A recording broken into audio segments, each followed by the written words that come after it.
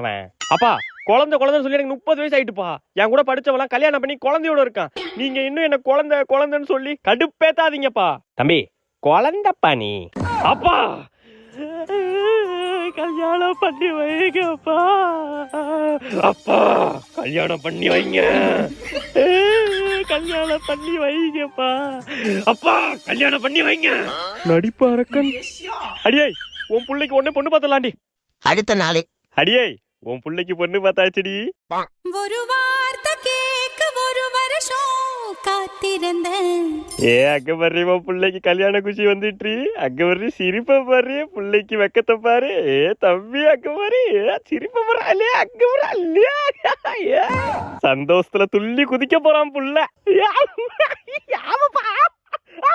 கல்யாணம்